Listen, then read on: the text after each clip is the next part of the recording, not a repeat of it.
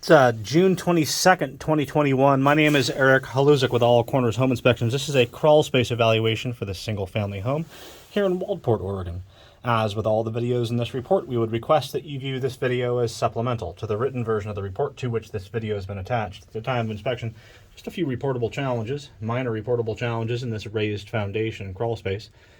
First challenge that we'll notice is that the vapor barrier, which prevents atmospheric moisture from which prevents soil's moisture from becoming atmospheric moisture in the crawl space, is displaced and missing in a number of locations at the right-hand side of the crawl space or at the north side, and in some more isolated areas around the crawl, we're seeing challenges associated with that. There's no insulation in between the floor joists and no insulation around the distribution plumbing. Those are two conditions that are fairly common on the Oregon coast. There's actually an argument to be made, since we live in such a temperate climate here, to maybe not even insulate in between the floor joists. We'd recommend an evaluation by a licensed contractor to determine if that's something we might recommend. The area of minor cracking along the left-hand side of the structure was found to be just as minor on the interior portion of the wall void. There are signs that animals have actually occupied this space at the knockout at the far left-hand side of the structure, adjacent to the kitchen sink here. You can see sort of in the distance there, you can see vegetative material, you can see nesting material in the crawl space.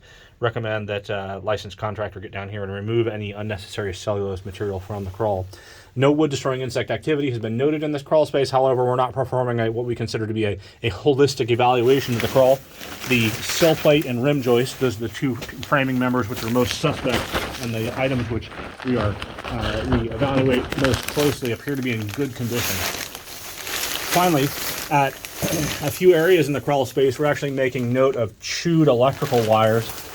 This is an area underneath the, let's see here, it would be underneath the area adjacent to the living room at the left-hand side or south side of the structure.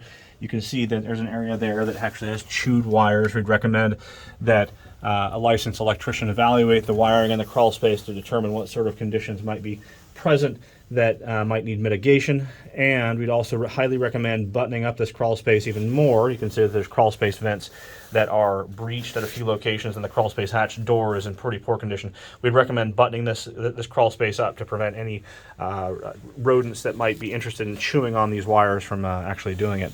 This has been Eric Haluzik with All Corners Home Inspections.